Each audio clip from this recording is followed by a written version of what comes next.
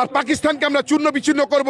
যদি কেউ হিন্দু রাষ্ট্রে থাকতে চায় সে নেপালে যেতে পারে, ভারতবর্ষে থাকতে হলে সেকুলার হয়ে থাকতে হবে। ভারতবর্ষে হিন্দু মুসলিম করে এখানের ঐক্যটাকে নষ্ট कोई नहीं यहाँ से निकलेगा। इस धरती पे जो जन्म लिया है वो इसी धरती पे मरेगा और यहीं पे रहेगा। হিন্দু মুসলমান শিখ খ্রিস্টান সবাই হাতে হাত মিলিয়ে ভারতবর্ষে আছি, ভারতবর্ষে থাকবো, এটা আমাদের দেশ। পাকিস্তানি ঝান্ডাগুলো দেখতাম এবং আমরা দেখতাম যে পাকিস্তানি জিন্দাবাদ যারা স্লোগান দিত, আমাদের তো মনে হচ্ছে এই সব সমস্ত কিছু আরএসএস এর ক্যাডার দ্বারাই করানো হতো। 5 বছর অন্তর অন্তর আপনাদের হাতে আছে, আপনারা ছুঁড়ে ফেলে দিন। সংবিধানে লেখা আছে সেকুলার। যদি কেউ ইসলামিক রাষ্ট্রে থাকতে চায় সে পাকিস্তান বা আফগানিস্তানে যেতে পারে। যদি কেউ হিন্দু রাষ্ট্রে থাকতে চায় সে নেপালে যেতে পারে। ভারতবর্ষে থাকতে হলে সেকুলার হয়ে থাকতে হবে। সেকুলারিজমের বিরুদ্ধে যারা কথা বলছে, তারা সংবিধানের বিরুদ্ধে কথা বলছে, তারা আইন ভাঙছে, তাদের রাস্তা ইদার জেলে কিংবা দেশের বাইরে। ভারতবর্ষ সেকুলার ছিল, আছে এবং থাকবে। হিন্দু মুসলমানের মধ্যে ঐক্য রেখে আমরা সন্ত্রাসবাদের বিরুদ্ধে লড়াই করব। আমরা লড়াই করব এই হিন্দু মুসলমানের মধ্যে ঐক্য রাখার মধ্যে দিয়ে। আমাদের লড়াই পাকিস্তানের সাথে, আমাদের লড়াই জঙ্গিদের বিরুদ্ধে, আমাদের লড়াই হিন্দু মুসলমানের মধ্যে নয়। ভারতীয়দের সাথে ভারতীয়দের লড়িয়ে আমরা দেশের কোনো মঙ্গল করছি না। না না না, সন্ত্রাসবাদের কোনো ধর্ম নেই, দাঙ্গাবাজদের কোনো ধর্ম হয় না। দাঙ্গাবাজরা শুধু দাঙ্গাবাজ হয়। खतरे में नहीं है, खतरे में बोल करके पूरे हिंदुस्तान को बर्बाद करने की कोशिश की जा रही है। कौन खतरे में है? हम तो नहीं ऐसा महसूस करते हैं कि हिंदू से मुसलमान खतरे में, मुसलमान से हिंदू खतरे में है। हम लोग सब भाई भाई हैं और हिंदुस्तान में सभी लोग मिलजुल कर एक साथ रहते हैं। किसी को किसी से कोई खतरा नहीं है। बीजेपी से सबको खतरा है। सेकुलर है, बाहर निकल जाओ भारत से। कोई बाहर नहीं निकलेगा। हिंदुस्तान सभी का है, सबका है। ये हिंदुस्तान सबका है, कोई नहीं यहाँ से निकलेगा। इस धरती पे जो जन्म लिया है वो इसी धरती पे मरेगा और यहीं पे रहेगा। किसी को किसी से निकालने का संविधान ने यहाँ पर रहने का हक दिया है। इसीलिए संविधान को खतरे में कह करके आज हम जो है ये आंदोलन कर रहे हैं। संविधान ने हमें हक दिया है यहाँ पर रहने का, कोई क्यों निकालेगा हमें? हम क्यों निकलेंगे यहाँ से? पहलगाम में जो हमला हुआ है इसमें हिंदुस्तान के लोगों का कोई दोष नहीं है। क्या कर रहा था जब पहलगाम में जब हमला हुआ, वहाँ पर फौजी क्या कर रहे थे? सरकार क्या कर रहा था? हुकूमत क्या कर रही थी? क्यों उनके वहाँ पर फौज नाकाम साबित हुए हैं? पूरे हिंदुस्तान के लोगों की जिम्मेदारी किसके ऊपर है? सरकार के ऊपर में है। उनकी जो है सुरक्षा क्यों फेल हुई, वो जवाब खुद दें। सरकार खुद हर मामले में फेल है। হয়ে বলছি, যদি সত্যি উনি চান পাকিস্তানের বিরুদ্ধে স্টেপ নিতে, আমরা সকলে ওনার সাথে আছি। আমরা এই লড়াইয়ে ওনার সাথে থাকবো, কিন্তু ওনার উদ্দেশ্য পাকিস্তানের আগেনস্ট স্টেপ নেওয়া নয়, ভারতবর্ষে হিন্দু মুসলিম করে এখানের একতাকে নষ্ট করা। আগেও মোদি বলেছিল 56 इंच का छाती एक का बदली 10 सर लाएंगे।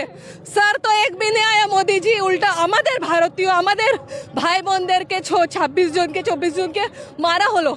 আগে যে পুলওয়ামা অ্যাটাক হয়েছিল সেই জঙ্গিদের জন্য কি স্টেপ নেওয়া হলো? সেখানে কেন সিকিউরিটি ছিল না? সেই প্রশ্ন কেন কেউ বিজেপিদের করছে না? অমিত শাহ কেন ইস্তফা দিচ্ছেন না? এই কথাগুলো কেউ বলছে না। শুধু ভারতবর্ষে হিন্দু মুসলিম করে এখানের ঐক্যটাকে নষ্ট করা একমাত্র ওনাদের উদ্দেশ্য। এখন মোদি যেখানে হামলা হলো সেখানে না গিয়ে বিহারে ইলেকশনে প্রচার করছেন। আর সব থেকে অদ্ভুত কথা, আমেরিকায় গিয়ে আমাদের মোদি হিন্দিতে ভাষণ দেন আর বিহারে গিয়ে তিনি ইংরেজিতে ভাষণ দিচ্ছেন। তাহলে বুঝতে হবে ঘোটালাটা কোথায় আছে। যেভাবে রাহুল গান্ধীজি বিগত 10 বছর থেকে, যেমন আজকে যেটা সংবিধানের মানে একটা পার্ট যেটা বিজেপি সরকার বাধ্য হয়েছে যেটা পাস করাতে, সেই রকম কিছু জিনিস যেরকম সরকার আমাদের বিরোধী দলের নেতা রাহুল গান্ধীজি যেভাবে সাধারণ মানুষের আওয়াজ তুলছে, সেগুলো প্রত্যেকটা ভারতবাসীকে বুঝতে হবে, জানতে হবে এবং সকলকে আমাদের রাহুল গান্ধীর সাথে সাথ মিলিয়ে এই ভারতবর্ষকে এক নতুন ভারতবর্ষ গড়ে তুলবে। ধর্মের নামের কংগ্রেস কোনদিন বিভাজন করেনি, কোনোদিনই করেনি, আজকেও করবে না। আগামী দিনে রাহুল গান্ধীর নেতৃত্বে ধর্মকে বাদ দিয়ে আমরা সবাই একে এক মিলিয়ে হিন্দু মুসলমান শিখ খ্রিস্টান সবাই হাতে হাত মিলিয়ে ভারতবর্ষে আছি, ভারতবর্ষে থাকবো, এটা আমাদের দেশ, এটা আমাদের জন্মস্থান। আর পাকিস্তানকে আমরা চূর্ণ বিচ্ছিন্ন করব, এটাই আমাদের কথা, এটাই হলো কথা একদম। তো দেখছি ভারতবাসী খতরে মে, একদিকে বিজেপি বলছে হিন্দু খতরে মে। আমি বুঝি না, রাজ্যে বিজেপির সরকার, কেন্দ্রে বিজেপির সরকার, এখানে তৃণমূলের সরকার, কিন্তু খুব আশ্চর্য হচ্ছি কেন্দ্রে যখন বিজেপি সরকারে বসে আছে কংগ্রেস যখন সরকারে ছিল তখন হিন্দু খাতরেতে ছিল না। আজকে যারা সর্বোচ্চ ক্ষমতায়, আজকে এতগুলো সাংসদ নিয়ে তারা সর্বোচ্চ ক্ষমতায় বসে আছেন, আজকে হঠাৎ তারা বলছেন যে হিন্দু খাতরে মে। অর্থাৎ এটা শুধু রাজনীতির জন্য এই সব প্রোপাগ্যান্ডা, এটা মানুষ বুঝতে পারছে যে যেভাবে সেকুলারিজমকে এই কিছু কিছু ঠুনকো যারা সাংবাদিক, যারা নিজেদেরকে সাংবাদিক বলে, তাদের লজ্জা করা উচিত। যেভাবে ময়ূক যেভাবে কথাগুলো বলেছেন যে এই দেশে যারা সেকুলারিজমে বিলিভ করে তারা দেশ থেকে বেরিয়ে যাও, তাদের প্রতিবাদে এবং এই বিচারধারা যারা ফলো করে, যারা গান্ধীজির ভারতকে ডিনাই করে, যারা গডসে ভারতবর্ষে বিলিভ করে, তাদের প্রতিবাদে আমাদের এই আন্দোলন। যারা ধর্মনিরপেক্ষ দল, যারা ধর্মনিরপেক্ষ মানুষ, যারা এই দেশের ধর্মনিরপেক্ষতায় বিশ্বাস করেন, তাদের হয়ে আমরা এই প্রতিবাদ ওই সব আবর্জনার বিরুদ্ধে চালাচ্ছি যারা ধর্মনিরপেক্ষতা এবং সংবিধানকে মানে না।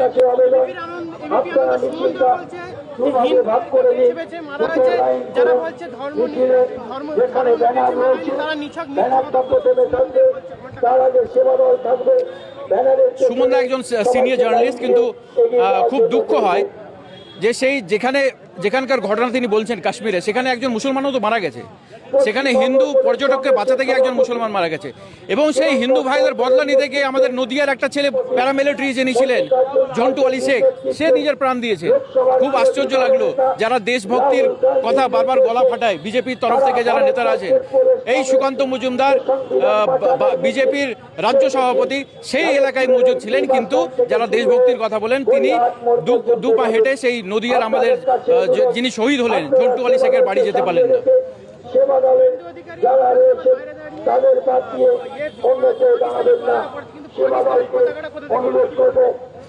আরে আমরা তো এটাই বলছি যে এতদিন যে ইডেন গার্ডেনের বাইরে বা যে কোনো ম্যাচের বাইরে এই যে পাকিস্তানি ঝান্ডাগুলো দেখতাম এবং আমরা দেখতাম পাকিস্তানি জিন্দাবাদ যারা স্লোগান দিত, আমাদের তো মনে হচ্ছে এই সমস্ত কিছু আরএসএস এর ক্যাডার দ্বারাই করানো হতো। আমরা জানি না কোথায় মার্কেটে পাকিস্তানি ঝান্ডা পাওয়া যাচ্ছে। শুভেন্দু অধিকারী কোথায় থেকে 26খানা পতাকা নিয়ে চলে এলেন এবং কালকেই আমরা দেখলাম আরেকটা নতুন ঘটনা, যেখানে দুজন ধরা পড়লো পাকিস্তানি ঝান্ডা লাগাতে গিয়ে। সে নাকি পরে গিয়ে বলতো যে পাকিস্তানি জিন্দাবাদ।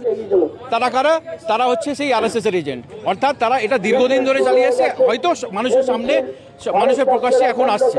সব ধর্মের লোকেরাই এখানে থাকে, বুঝেছেন? আমাদের পশ্চিমবাংলাতে সব রকম হিন্দু, শিখ, ইসাই সব। হ্যাঁ, এই যে ধর্ম নিয়ে চলছে লড়াই, এটা সম্পূর্ণ ইলেকশন নিয়ে হচ্ছে, বুঝেছেন? এই হিন্দুকে আলাদা করব, মুসলিমকে আলাদা করবো, আমরা তো সব একই ভাই। আমরা এই করতে করতে আমাদের দেশটা তো রসাতলে চলে যাচ্ছে। আমাদের কোনো দিকে উন্নতি নেই। পড়া থেকে শুরু করে সব কিছু দিয়ে সব জায়গায় যান হিন্দু আর মুসলিমের লড়াই হচ্ছে। এগুলো কিসের জন্য? আমরা শান্তপ্রিয় দেশে থাকি, আমরা শান্তি চাই, আমরা লড়াই চাই না। ওই জন্য আমরা সংবিধানটাকে নিয়ে তুলতে চাইছি। আমরা চাইছি আম জনতারও সাথ দিক, কেন ওরাও বুঝুক কি ধর্ম নিয়ে কোনো লড়াই না, ধর্ম সবই একই মানুষ, আমরা সব এক, কোনো ধর্ম আলাদা না। এইটাই বলতে চাইছি, আমরা ওই জন্য রাস্তায় নেমেছি। শুনুন না, আমাদের দেশে একটা হচ্ছে গিয়ে বিজেপি, একটা হচ্ছে গিয়ে তৃণমূল, এই দুটোকে যদি সরানো যায় না আবার সমান হয়ে যাবে। এইরকম ছিল না, এইরকম অন্তত ছিল না। আমি তো বলছি আমার মতে 5 বছর অন্তর অন্তর পুরো চেঞ্জ করে দিন, যাকে পছন্দ হবে না ছুঁড়ে ফেলে দিন। আপনাদের হাতে সব, লড়ুন, সবাই রাস্তায় নামুন, অন্যায়ের বিরুদ্ধে লড়ুন। কেন কি আমি বলছি না কোনো পার্টিকুলার কোনো পার্টিকে আপনারা সাথ দিন। 5 বছর অন্তর অন্তর আপনাদের হাতে আছে, আপনারা ছুঁড়ে ফেলে দিন।